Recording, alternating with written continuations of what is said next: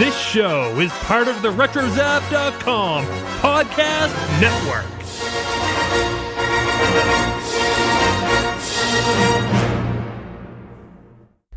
And welcome everybody to episode 68 of the Animanicast. Now, Mindy, I want you to stay right here and play with your choo-choo whistle. Mommy has a bad headache from hearing it. No, Mindy, darling. Now, Buttons. Don't you let Mindy get her nice, clean clothes dirty. And, Mindy, keep your hands clean. Okay, lady. Not lady, Mom. Okay, lady, I love you. Bye-bye. This is a test. This is only a test.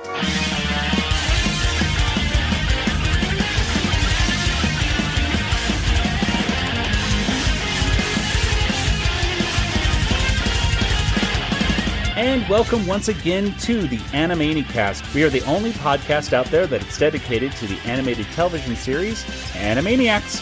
And here we explore the series, episode by episode, revisiting all the cultural references and gags. And in the end, we give every episode a water tower rating. I am Joey, and joining me once again is my brother Nathan. I saw The Last Jedi over the weekend. Very good. And across the country in Georgia, it's Kelly. I love Yoda. So, we just wrapped up our little Last Jedi talk, which you can actually listen to if you listen to all the way to the end of today's episode. Because we figured today's episode, we may not have that much to talk about. So we figured let's have a little extra bonus kind of thing. So if you want to listen to some of our thoughts about The Last Jedi, then go ahead and stay tuned after the credits today to listen to that. And just a warning, major spoilers.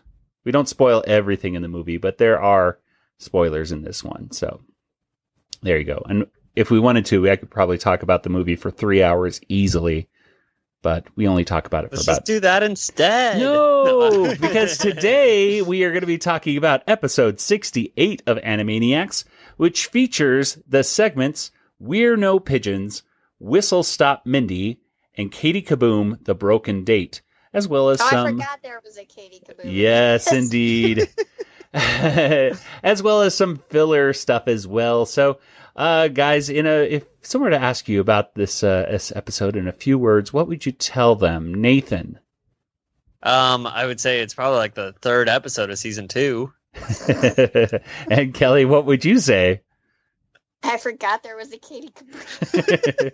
So a really memorable episode here. And Nathan, tell us, when did this episode first premiere? All right, so this episode first premiered on November 5th, 1994, which was a Saturday. There was the same day that George Foreman KO'd Michael Moorer to win the boxing heavyweight championship. And that week we had movie releases like Tim Allen's The Santa Claus and the Interview with a Vampire. Anyone seen that movie? Nope. Yes. Okay. Oh, really? It's a good movie, Joey. One yes, one no. I read all the books, too. Oh, really? Yeah, my wife read the books, and then the only movie of that series that I've seen was a horrible one, which was like Queen of the Damned or something like that. I saw that movie, and it was horrible, and I know it was a horrible representation of the book as well, apparently. But, yeah. Well, I just saw The Santa Claus last week again, because it's on Netflix, so that was fun. There you go. Merry Christmas! Because, there we go. There's our Christmas thing, because this episode's coming out on Christmas Eve, so Merry Christmas, everybody! Woo! Woo! Go watch the Muppet Christmas Carol. Yeah, watch them up at Christmas Carol with Michael Caine. There goes Mr. Humbug. Okay. So, well, that's interesting. This episode came out on a Saturday. Interesting. Mm-hmm. They've all been coming out Saturdays. Really? Yeah. Because I'm totally that went over my head. I didn't even realize that. They're going to be on Saturdays for the rest of the show until I think there's a Monday in season 5 or something. Interesting. Okay. Well, let's go ahead and get into today's discussion. Let's start off with a very familiar segment that we all love. It's Newsreel of the Stars. Boo. of the stars. And I don't really know what to say about Newsreel of the Stars. Even I wish we had a count of how many times it's been on, but I don't know. A lot. Some would say too many. Exactly. And then, of course, the variable is here's the show's namey. It's like, oh, come on. So they just recycled the intro from a different episode and just pasted it on to this one. Real easy. Well, it still had that. It has the. Doesn't have Clint to play the sax still. So That's true. Never mind. It's totally different intro. But let's go ahead and talk about some of the filler before we get into the main segments.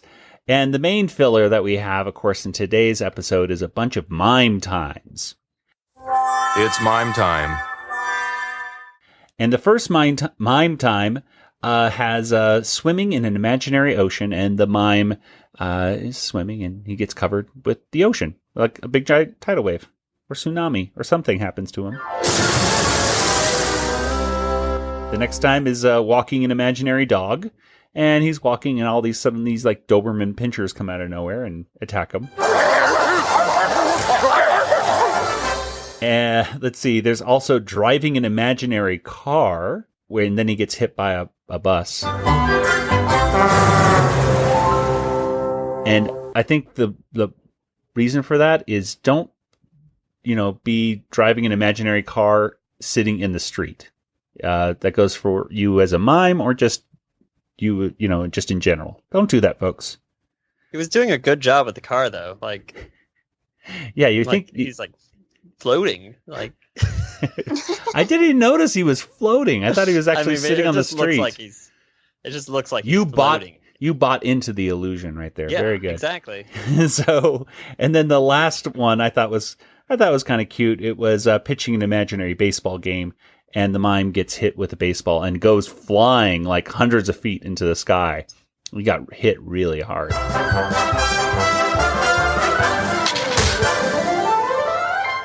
Mime Time's never been the funniest segment for me, but what do you guys think of any of those? The best one? What do you think? I like the one with the dogs. Why do you like the one with the dogs the most? Because dogs. Because dogs. And Nathan, what about you? Oh boy, I don't even remember the baseball one, but I guess the dog one was the most memorable one, like of the four of them. That's funny because I think the most memorable one is the baseball one because I just like how he gets hit and goes flying back. I made me chuckle a little bit. One. Yeah, made me chuckle a little bit, but it's mime time. I know that mime. I was thinking on the way over here, it's just like mime humor or making fun of mimes and stuff like that is kind of an antiquated thing. I think we talked about it a little bit. Like you don't see stuff on sitcoms and stuff like that anymore about making fun of mimes and how annoying they are and things like that. It seems like I saw a lot more of that. It's probably not PC to make fun of mimes anymore. I guess. It's not PC to make fun of anything anymore. I don't know. It hit the mime. It's funny. Maybe there aren't any mimes anymore. Yeah, they all went extinct. It's very sad. They all, what happened? There was that big, there was a horrible thing that happened. They all got trapped into a glass box, invisible glass box, and they all suffocated in their own invisible box. It was a very sad day at the mime convention that one time. But mime convention. Well, let's go ahead and get into our discussion of the first cartoon, and it is called We're No Pigeons.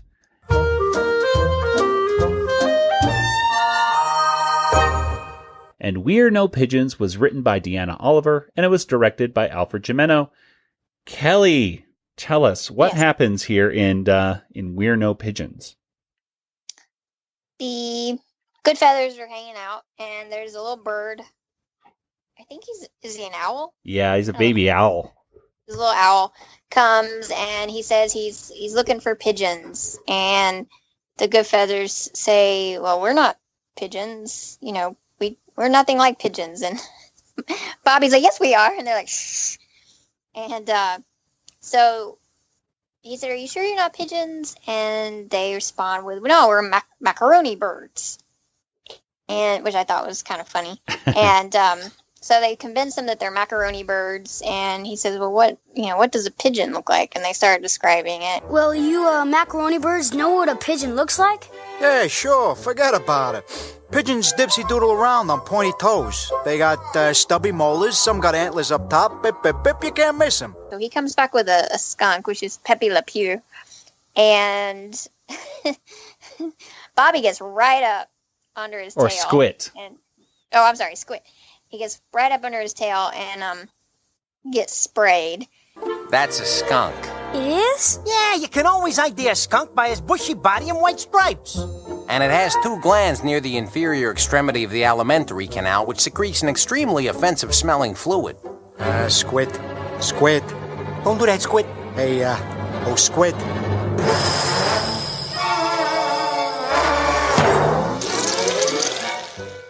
So then the owl, then they describe another animal, and he comes back with an elephant, I think was the next one. And I don't understand why he came back with an elephant, because it sounded to me like they were describing a rooster. Yeah, he showed like a rooster, like comb on his head, and he said appendages everywhere. And for some reason, beaks appeared all over Pesto's body. And he got more arms all of a sudden. Like it got really weird there for a second. Listen, Al, for the last time, pigeons are big, real big. They got whiskers thick as my head poking out of their skulls. They got noses all over, and their torsos are bloated out with appendages. But I thought he was going to bring a chicken or an octopus or something out, because he said he had appendages everywhere. And I was like, how does that equal an elephant? But whatever. I guess with the trunk. Yeah, maybe. So, but eventually, because I guess they're just, tired of the ruse, they finally admit that they're pigeons. And they say, well, we're Goodfeathers. And so the owl says, well, I can't capture you because we have an agreement with the god pigeon. But then he says that since you lied about being pigeons, you're probably lying about being Goodfeathers too. So I'm going to capture you anyway. And lying. So there was a slight moral in there about making, like, Squid was very adamant that they shouldn't lie and it will get them in the end. And sure enough, it did. And there you go. That's our Goodfeathers cartoon. They got dragged to their deaths. The end. Cultural references. I could think of really one off the top. Oh, go ahead, Kelly. Yeah, it's the late night show. Exactly. Arsenio and David Letterman and Jay Leno. Yep, that's our Creatures of the Night. That was our only cultural reference that I could see in this whole cartoon. I guess Pepe Le Pew. I guess you could say that's a couple. Even though he didn't quite look like Pepe Le Pew, he looked a little cuter, I guess, if that's even possible. But that was a disgusting moment for me. See that spray, it was a cloud of. It was different than any skunk spray I've ever seen in any like Looney Tunes-ish cartoon before. Usually it's just that cloud of stink, but it was liquid too in this one, and it was just really. And there was like a puddle of liquid covering all of them. It was just really gross. What do you guys think? What were in this? Oh yeah, okay. I'll give it one more reference, and it was kind of obvious to me, but this was like a Foghorn Leghorn cartoon, with the chicken hawk, baby chicken hawk, saying, "I'm a chicken hawk and I'm going to eat you." And of course, like Foghorn Leghorn would have these cartoons, at least one or two, where he would say, "Oh no, I'm not a rooster, I'm not a chicken, I'm a whatever," and he'd tell him basically to go after the dog. I'm a chicken hawk. I'm after my first chicken. A chicken, eh? Well, I'm a horse. I say I'm a horse myself.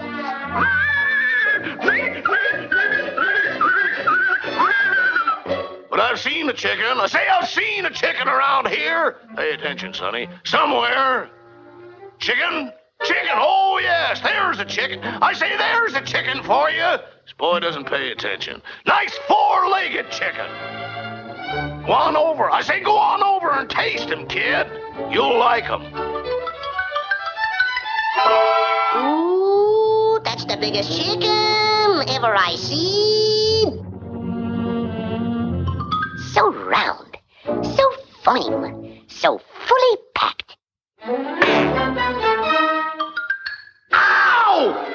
I think those are probably funnier than this Goodfeathers, but well, especially the voice of the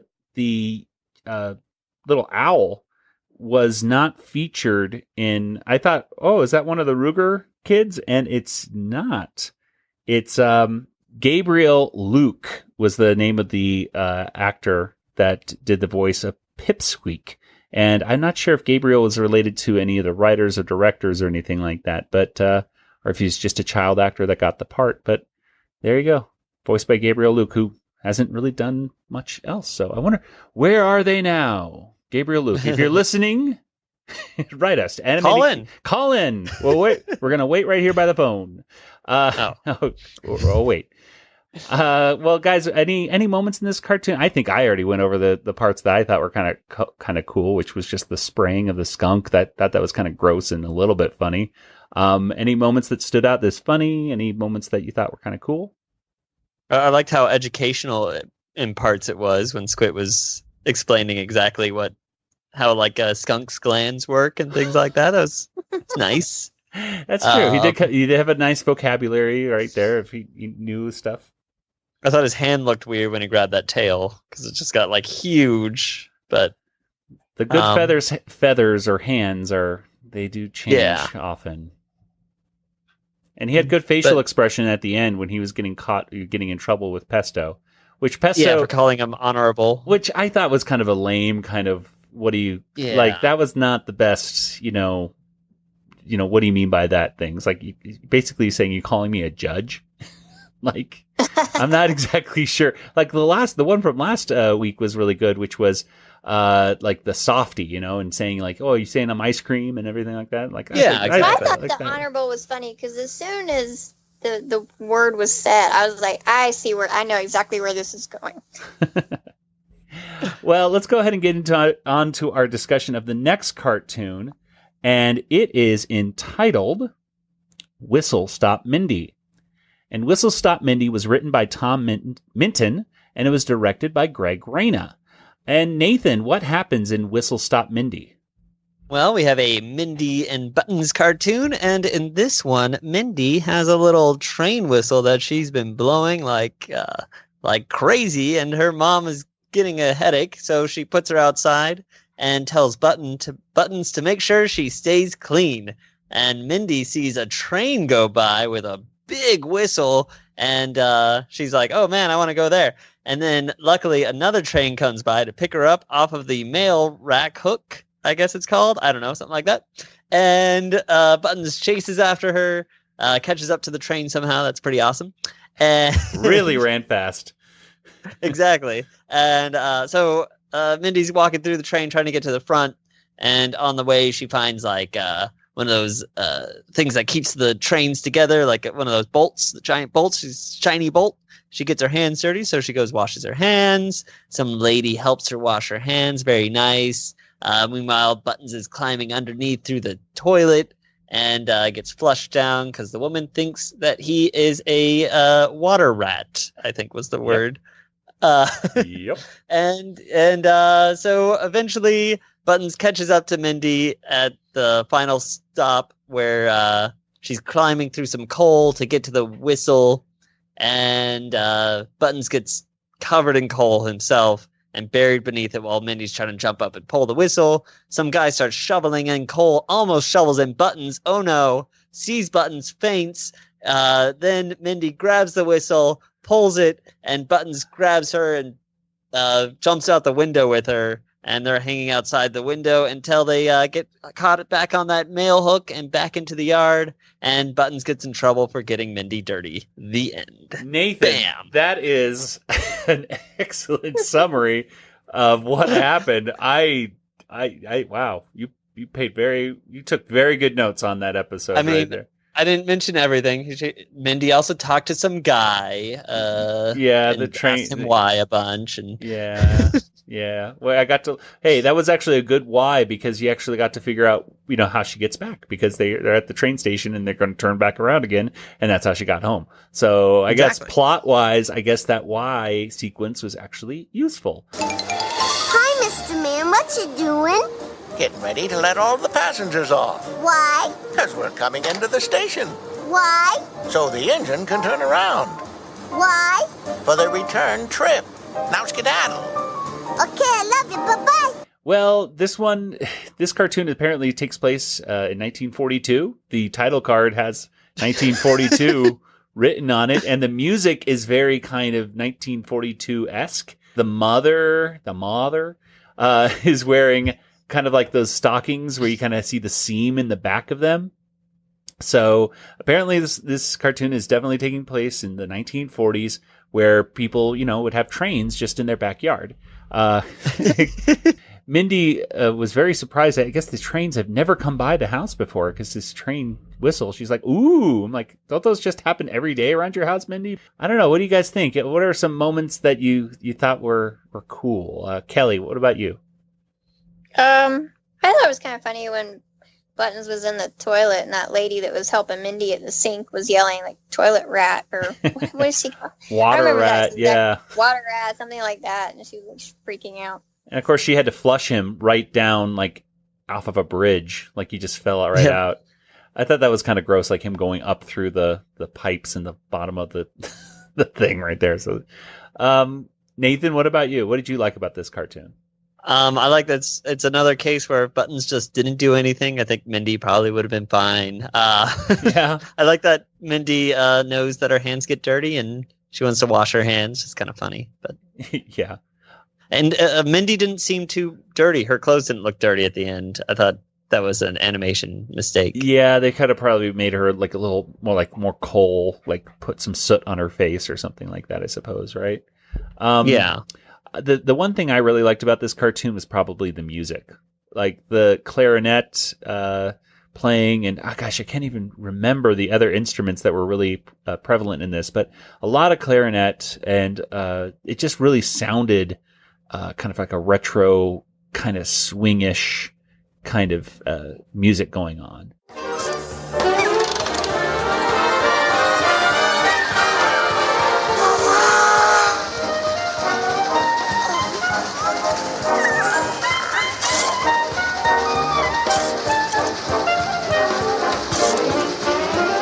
So I really enjoyed that. I thought the music in this cartoon was quite good. And, anytime in Mindy and Buttons cartoons, the music seems to carry a lot of the action. There's very little dialogue. And so I thought the music was really, really nice in this episode. Before we wrap things up, we have just a couple more things to talk about. And the first one here is another Katie Kaboom episode called Katie Kaboom, The Broken Date. She's Katie Kaboom, Katie Kaboom. She lives in a house with a garden in bloom. Her family knows that anytime soon their little lady Katie goes kaboom. Katie Kaboom, The Broken Date was written by Nicholas Hollander and it was directed by Gary Hartle. And Katie Kaboom is basically waiting with her family for her boyfriend to come over, and he is 1 minute late. And she says she got stood up. She turns into a giant green goblin, and she really does look like the Green Goblin from Spider-Man, I think. Just huge. And the whole house kind of blows up. Things are exploding, going out the window. There's like different colored smoke. And of course, the boyfriend walks kind of oblivious to all of this stuff as, things are flying past him on fire. Walks up to the door, knocks on it, and says, "Hey, Katie, I'm here to pick you up. I'm sorry I'm late." And she says, "I barely even noticed." And they walk off, and it's just a phase. It's just a teenage phase, is said again. And there's our Katie Kaboom. Okay, here we go. Gotta say something nice about it. What is something, Nathan, what did you like about this Katie Kaboom cartoon? I liked Jimmy Stewart impression that was in this. Is that new? I don't know, but I liked it. Mary Hart does the voice of the mom in these Katie Kaboom cartoons, and she has been in many movies and commercials and stuff like that throughout the years, playing various mother characters. And so I always like hearing Mary Gross is the voice for it. Yeah. I was confused because I'd like Mary Hart's the lady that was on Entertainment Tonight. Exactly. I'm like, Mary Hart. I'm like, that doesn't sound right to me. Mary Gross. It was Mary Gross. She was on Saturday Night Live as well. And she just has that kind of, well, you know, the voice that you hear in the cartoon is what you get in a lot of her performances. She really nails that oh dear kind of mother voice. Kelly, what would you say nice about the Katie Kaboom cartoon? Well, I mean, I could completely relate to her watching the clock and realizing that someone's like a minute late because I'm all about punctuality. And if I'm waiting on somebody and they're late, I probably get in kind of a little bit of a rage myself. So I could relate. It was relatable. It was relatable. The animation on this was kind of weird. It was done by Freelance Animation again, and whenever Freelance... You're supposed to say something nice. Well, okay. What was nice was the animation when she goes up to her brother, and the brother's reaction, I thought was very cool. And even though I haven't seen, I thought it looked kind of cool. The house, even though I haven't really seen Poltergeist, the house kind of looked like Poltergeist as he was walking up. You haven't seen Poltergeist? I haven't seen Poltergeist yet. Well, have you seen any movies? No, I saw Star Wars. That was what I said at the beginning of the show. That's right. Poltergeist is so good. Well, I gotta watch it. So anyway, that just kind of felt like going to a haunted house kind of scenario, you know, to me when he was doing there. So I thought that kind of looked cool. But again, the animation, not the best at all. There's the whole cartoon like just looked like dim, you know, like the colors just kind of seem muted and almost like we were watching it through some weird Instagram filter or something like that. So I don't know exactly what's going on with how these were produced, but it just looked a little off and a little shaky too. I think there's a part where they're talking at the breakfast bar and like I could, for a split second, I saw the cells like jump up or down or the background jump up or down for a split second. So I don't know. It has its moments, but this is probably my least favorite Katie Kaboom cartoon we've seen so far. But that's all. Sorry, I couldn't say much positive stuff as I wanted to on this one. Calm down, Katie. You're overreacting. I am not overreacting, Mom. I'm a teenager. Well, let's go ahead and wrap things up. One last thing. We have the Wheel of Morality. Gee, Yakko, I'm confused. What else is new? No, I mean about today's show. What was the moral of the story? Good question, Wacko. And to learn the answer, let's consult the Wheel of Morality. Today's moral is moral number 2, and I'd like to see a count of how many times we've gotten moral number 2 on this show.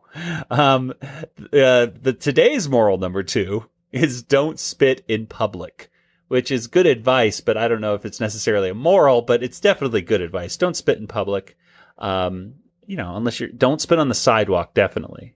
I think that's illegal in the state of Arizona, back from cowboy days when you could spit tobacco or something on the sidewalk. But there you go, Wheel of Morality. What do you guys think? I don't like spitting, I guess. Excellent thoughts. It was a good moral. It was.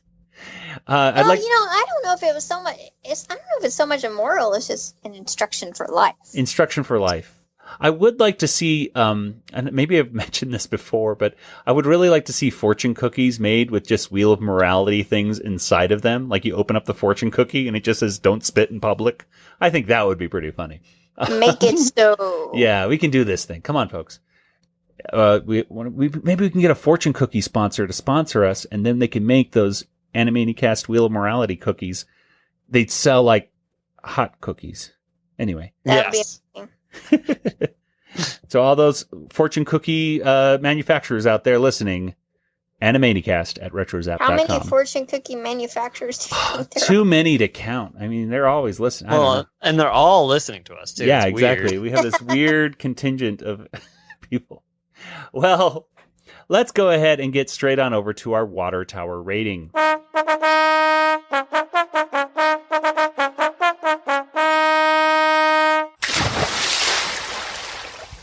Okay, guys, out of 5 water towers, how many would you give this episode? Kelly, let's start with you. 3. 3. Okay, why do you think that? It was okay. The Goodfeathers was kind of funny, and but it had Katie Kaboom, and I don't like Katie Kaboom, and Buttons and Mindy wasn't a really standout one, so it was okay, but there was nothing terrible about it. All right, I'm gonna go in the middle because I don't know if I've ever gone in the middle. I'm gonna say it's 2. I'm gonna say it's a 2.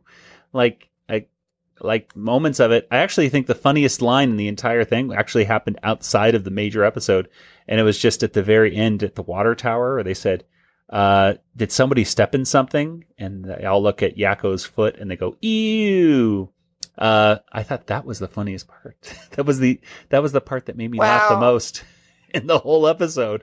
So I gotta give us. I don't know if I've ever gotten something on the show lower than a 2.5 or a 2, but this is pretty low for me. This is a 2. Nathan, what about you? I will be consistent and give it a 2.5. And I just looked, and you gave one other episode 63 a 2 with 3. You get Egg Roll, Mermaid Mindy, and Katie Kaboom. Oh, see, okay, then that other one should have got a 2.5 because this one is definitely lower than that one. We all gave that one 2, so I wonder if I should give a 2 to this one. But I'll do 2. No, I'm gonna go with 2. I'll give it to 2 as well. You convinced me. All right. So there we go. Let us know what you think about today's episode as well. You can let us know on Twitter. You can let us know on Facebook, or you can email us, animanicast@retrozap.com. Now, speaking of letting us know about stuff, we actually have a little bit of listener feedback from last week's episode. And this comes from none other than Mr. Mike Russo, who wrote the blog that we very, often go to of Hello Nice Warners to kind of give us a little bit of follow-up information on what we were talking about. So one of the things we were talking about was in Miami, Mamma Mia, we talked about the music. We said, what is that music from? And we said, well, I don't know what it's from because it's very, feels like they're referencing something. And he said that it is from the movie Free Willy. And that would make sense because the dolphins were, swimming in the ocean. And why wouldn't they reference Free Willy? It's a Warner Brothers cartoon, and there you go. Or not a Warner Brothers movie, I mean. So anyway, Free Willy. I've never seen Free Willy, so I don't know why the music just... I guess the music just felt like it should be referencing something other than something I actually recognized. So there you go. Nathan, Kelly, have either one of you seen Free Willy at all? Yes. Oh. I've seen parts, and I've heard the Michael Jackson song. Michael Jackson has a song on Free Willy? Yeah, it's a good song. Oh, all right. Well, and Mike Russo then later commented on our Facebook page of last week's episode, saying, now that I listened to the whole thing and heard your ratings, I can say a little more. Keeping in mind, I know you guys have read my scathing review of this one on my blog. I suppose it's possible to be much easier on this episode if you already know what you're getting going in, especially if you're marathoning the show. But I saw this one when it first aired, after waiting all summer for more Animaniacs and hoping for stuff like Pinky and the Brain, Slappy, TMS Japan, and Startoons Animation for a new season. I'm with you, Mike, on that one. Like waiting for that summer for new episodes, and then we kind of get this. I could see how that could be a letdown. Imagine getting smacked with this episode, especially with no idea that this was just leftover stuff. It left a bad impression that stuck with me over 20 years, and the next 2 episodes didn't help. Ouch. So I don't know. I the more I thought about especially Pigeon on the Roof, the more and more I like it. I mean, I've been singing those songs in my head all week now. So I gave last week's episode, I think, a 3.5. It might be kind of pushing up to a 4 just because Pigeon on the Roof is just growing on me so much. But thank you, Mike, for your opinion right there. And anything you guys want to add about that at all? I also like opinions, so. Well, you can share your opinions as well. Like I said, going over to Facebook or Twitter or whatever. And who knows? You could even send in voice messages too. Those are awesome. And who knows? You might just hear your opinion voiced on the air, recorded. Well, let's go ahead and get to our poll results from last week.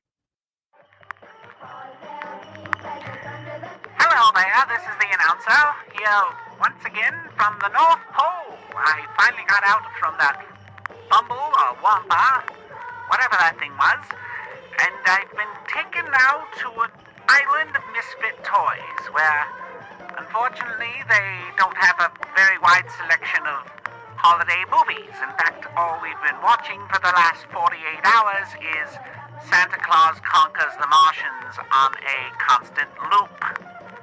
It's, interesting.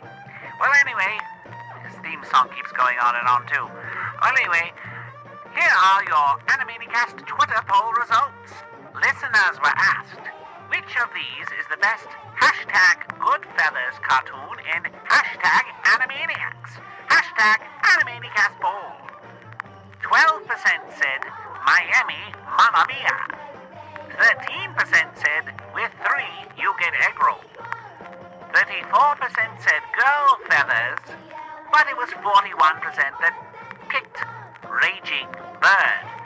Well, now it's off to the studio, and I hope this song wraps up soon. So, until next time, Merry Christmas! Cha-cha-cha. All right, so the winner of that poll looks like it was Raging Bird. What do you guys think about Raging Bird? Is that one of the standout Goodfeathers episodes? Of those 4, for sure. It was nice getting a Rocky reference. Yeah. I like this. I like how the sparrows came back in that one a little bit. They were in the background, I believe, of the boxing ring, and you got to see a lot of different birds, which was kind of cool. Kelly, what do you think? I pick West Side Pigeons. It was not part of the poll. Oh, sorry. I still pick it. Okay, so she's that's a write-in ballot all of a sudden. Well, I think What, we can't do that? No, not this time. No. Eventually we will, when we take all the winners, we will, put down the best Goodfeathers cartoons all together, and West Side Pigeons, I'm sure I think we can call it right now. We'll probably be the winner. Because it's such a good cartoon, but we'll see. All right, so let's go ahead and get to this week's poll. Nathan, what do we got? All right, so the question is, because this is pertinent to the episode, the best game for Animaniacs in the future, if they make a game for Animaniacs. Okay, so it was just best type of game. We couldn't think of anything. So this is really good. Okay, so would we want like a board game, or maybe like a video game for like a console, or maybe like an iPhone app game, or perhaps like a card game? Does that do every kind of game? Sure, those are 4 different kinds of games, and I could see Animaniacs be made into those different things. So what kind of game? I'd play any of those. We're talking about merchandising right now. So what kind of Animaniacs game would you like to see in the future? I'd like to see all those things, but go ahead and make your voice heard. Head over to twitter.com/Animanicast, or simply search on Twitter for #Animanicast poll. Let us know what you think. What are those you would like to see as a game? What kind of game format, I should say, would you like to see? Well, let's go ahead and get to some contact information. Nathan, where can people get in contact with you online? Hey everyone, I'm on Twitter. You can find me at DjangoFT. That's me. And Kelly, what about you? I'm also on Twitter at Yoda Princess, YODAPRNCSS, or email Kelly at BigShinyRobot.com. All right, and as for the Animanicast, we are on Twitter, Facebook, Instagram, and of course email. I'm going to say it now for probably the 5th time, Animanicast at RetroZap.com. Speaking of RetroZap.com, hey everybody, head there for some awesome stuff. So whether it is Star Wars discussion, which we'll have a little bit more of in just a little bit after the credits, or pop culture in general, RetroZap nbsp.com is the place to head because there's great articles there every single day and podcasts as well covering everything you possibly want to listen to. Just subscribe to the Retro Zap feed on iTunes or your favorite podcatcher and you'll be able to check it out. Well, let's go ahead and close things up for today. So until next week, this is Joey, and for Kelly and Nathan, good night, everybody. Good night, everybody. Good night, everybody. This podcast is not endorsed by Warner Brothers or Amblin Entertainment and is intended for entertainment and information purposes only. Animaniacs, the Warner Brothers logo, all names, pictures, and sounds of the Animaniacs characters or any other Animaniacs-related items are registered trademarks and or copyrights of Warner Brothers, Amblin Entertainment, or their respective trademark and copyright holders. All original content of this podcast is the intellectual property of the Animanicast unless otherwise indicated. The end.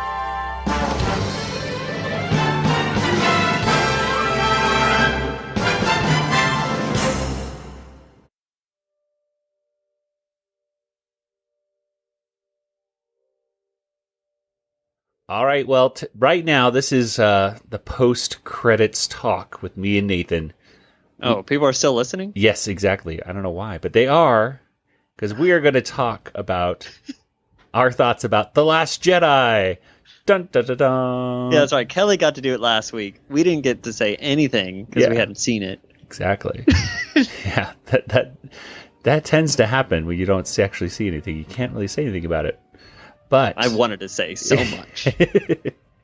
But let's go ahead and talk about our thoughts. And, obviously, you can, if you're not interested in this, just, hey, skip forward. You don't have to listen. Just, we'll see you next we'll see you next probably week. going to be spoilers. So, definitely going to be some spoilers here. So, Nathan, let's get right into it. I've already been on a couple different podcasts. I was able to be on the Retro Zap Roundtable discussion about The Last Jedi that we had a few weeks ago, or actually just a week ago.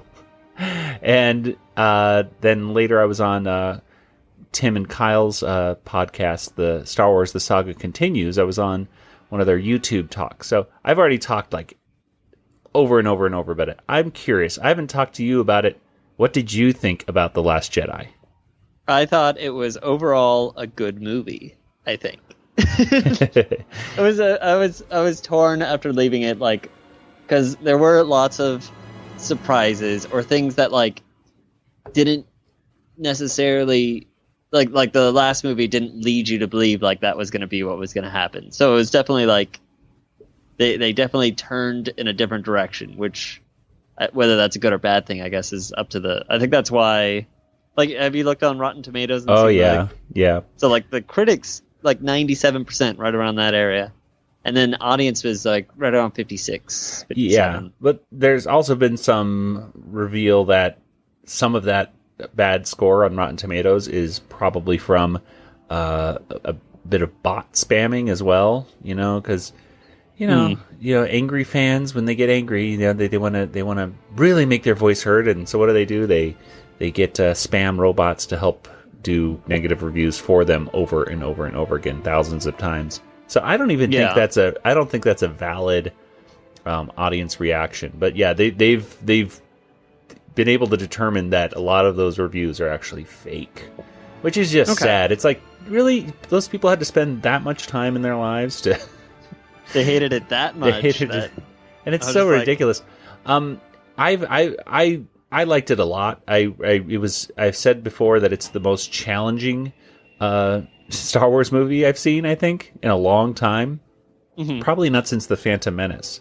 Because when I left The Phantom Menace, I left it going, that was cool, but was that really Star Wars? I really liked Darth Maul and really liked all those moments, but I was like, but that was so different. Visually, it was just so different than the original trilogy, and I was like, okay, but by the time the Revenge of the Sith came out, I was totally into that feel of Star Wars and everything.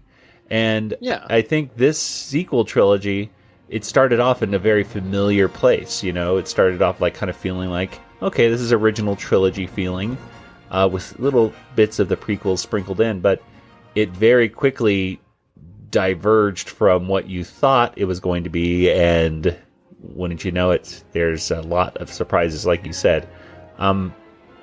Basically, every time you think the director is signaling, I'm going to go this way, he goes the other way. Yeah, exactly. You're like, I know what's going to happen next, and then like, okay, that was not supposed to happen. Okay. But overall, I think it's a good thing though that he did that. Right. I'm glad he took like chances with it, because I was not in like too happy. Like, I liked Force Awakens, but I didn't like the whole Death Star thing at the end. Like, and that's I like that this one didn't feel like a Star Wars movie necessarily. I couldn't be like, oh, it's just like Empire Strikes Back and exactly like Return of the Jedi. I was like, oh, okay. There were some similarities here and there with being brought to Snoke and everything. Like, that scene felt somewhat reminiscent of like Return of the Jedi. Oh, definitely. But then like just I don't know. I was definitely not I thought Snoke would be in the next movie. And I mean, I guess he could still be, but I doubt he will. Oh, he's dead. That guy's chopped in half, exactly. and his tongue's hanging out of his face. Well, So let's talk about that moment where you were. Yeah, but Snoke is really dead. I mean, he's really, really dead. Nothing was saving him at the end of that. Oh, did we mention spoilers? Oh yeah. Well, spoiler discussion. Yeah, but okay. I think we'll. I know. Just so. What was it? What was something that was, if you're going to point to your favorite moment in the film or something that really stands out? What was a favorite moment of yours? I think that light speed, just the visuals of that. I think visually overall, like I can't say anything bad about them, because it was just everything visually about it was very awesome. So when she goes into light speed and it just silence because it's space, but also speed of light and all that. I don't know. It was really cool. I went to ludicrous speed. Exactly. And then like Luke facing off against the AT-ATs and everything, like that was a really cool visual scene. Just the one person. It was kind of like the man standing in front of the tank kind of thing. Like it was very, very cool. Like there was lots of scenes like that where it was just very neat. Well, that Luke scene at the end, when he's coming out, I mean, my wife Jackie was, saying, I never really thought of Star Wars as a Western until this episode, because she's like, everyone says that Star Wars is a Western in space, and I didn't really get it. Like, I'm like, whatever.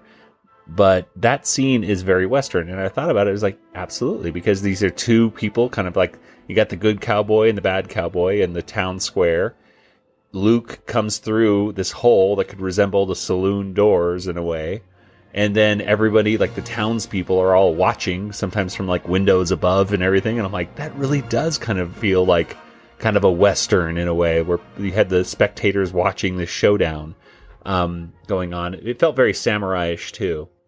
Mm-hmm. Now, the Force powers themselves, I was impressed by them. I just thought that is so cool. What did you think? What did you think about the Force powers that were exhibited in this movie? I thought they were very neat. I know a lot of people are complaining about Leia flying through space. She's not she's not flying through. She's not flying. Let's pull it. Let me get to this. This upsets me. I know that you're not saying she's flying in space, but this is not. People are like talking like she just used the Force to literally fly or move, like push herself forward. She's pulling herself towards the door. She reaches out her hand and you're in space, zero gravity. So you, like, instead of pulling the door away from you, you pull, she's just pulling herself. She's holding onto the ship and pulling like it towards her, and she ends up moving towards it because of mass, and right? That makes sense. Yeah, I would think the ship would also move towards her, kind of thing. Yeah, they both move towards each other. Yeah. So that to me, I just thought was such a cool moment, because I thought that was how Leia was going to die. Yeah. Personally. And yeah, exactly. I was like, but I also was like, this isn't how she's going to die, because like, at least not originally, because she was supposed to live through the whole thing, and they kill her in like 10 minutes into the movie. Like, kind of sucks. Well, here, I'll ask you something, Joey. Okay. Were there any parts in the movie that you didn't like, or that you would have changed if you had directed or written the movie? I don't know. I mean, I personally, I know some people didn't like how Luke acted in this film, but I personally did because he showed character growth a lot, I think. But I don't know. And coming in on the line, hey, there's Kelly. Kelly was already in the show. I know. We're recording right now, Kelly, a post. Oh, you are? Yeah. Please join in the conversation because we are recording a Last Jedi talk that we're putting after the credits right now. Oh, wow. Yeah. So I was just saying that I don't know if there's anything I would really change in the Last Jedi. I don't know. Some people complain about the Canto Bite kind of things as pointless, and to me, I see that as not really necessarily pointless because it's all about lighting the spark of rebellion and everything with those people there on that planet, and I think it serves I'm guessing its they'll purpose. show up again. Yeah, like and even if not them, then similar people like them. You know, it's meant to show that just reinforce that theme that was even seen in Rogue One, that not just because you think you're on the good side doesn't mean you're necessarily on the good side. Like, you're still paying these people money for weapons and things like that. So I don't know. I still saw a little bit of a purpose there. So maybe I would have changed a little bit of Canto Bite stuff, but I still liked it. Kelly, is there anything you would have changed in the Last Jedi? I would have changed the way Leia got sucked out of the ship and flew like Superman.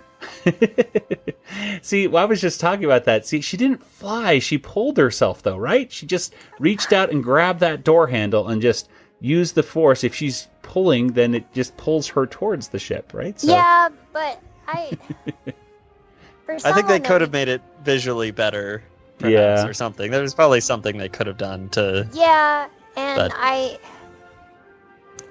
think it would have worked better had she been conscious when that happened.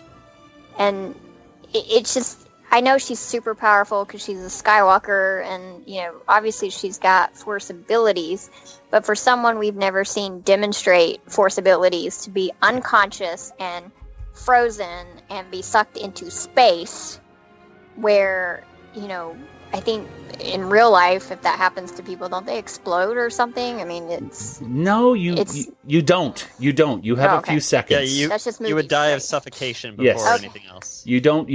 That's a old wives' astronaut tale. Oh, okay. So, but yeah, for her, you could see her skin. The ice is building up on her skin, and she's unconscious, and then she pulls herself to the door. It's just it's not that I don't think she'd be capable of it, but it's just hard to imagine Leia with those kinds of abilities when we've never ever seen her do anything other than sense people. Yeah. Well, I'm personally glad that they did do that, though. I don't know, because I'm glad she survived. Oh, me too. I didn't want to see her go out that way, like Admiral Akbar. Yeah. Why even have him in the movie? Especially because, the original voice of Akbar had passed away, so they had to put Tom Kane in there, who voiced Yoda, of course, in the Clone Wars and stuff, and so Akbar sounded a little different, so I'm like, well, why did they even have Akbar speak at all? Like, anyway, I guess that's one little thing. I felt that was kind of, poor Akbar. Well... I would have rather, why not have him in Rogue One? He would have been great in Rogue One. Yeah. I agree. Well, anyway, let's overall though, if you're let's go ahead and wrap up our talk. Did I miss the most important part of the discussion about not at all. Kelly, your favorite moment. We did not talk about this yet, so. Okay. Oh, Yoda, please. I wasn't surprised. I kind of knew, because I sensed it through the Force. But when he came on, I kept waiting for him to show up, and when he finally did, I was crying tears of joy. And the second time I saw it, I cried tears of joy. Like, I hardly even heard a word he said because I was just crying, and then I was laughing because he was adorable, and I wanted to hug him. And He was perfect, and people are complaining about Yoda, and I was like, don't even go there. Mm-mm. This is Yoda in a Star Wars film after many, many years, and it's all I needed. I loved your the little feature on BigShinyRobot.com where it was you guys talking about the movie and your thoughts about it, and it was Brian and who else was on the little Iris. They were both mentioning that there were some things about Yoda that they didn't like, and I just like your comment, like, I'm just going to forget that you guys said all that about Yoda. Yeah, whatever. Exactly. I love that he was Empire Strikes Back Yoda. He was familiar and adorable and perfect, and Frank Oz voiced him, and that's all I need. And we got some good Yoda quotes in there too about page turners. They are not. Oh my goodness, I love it. Yes. So anyway, let's go ahead and give Last Jedi a water tower rating. Why the heck not?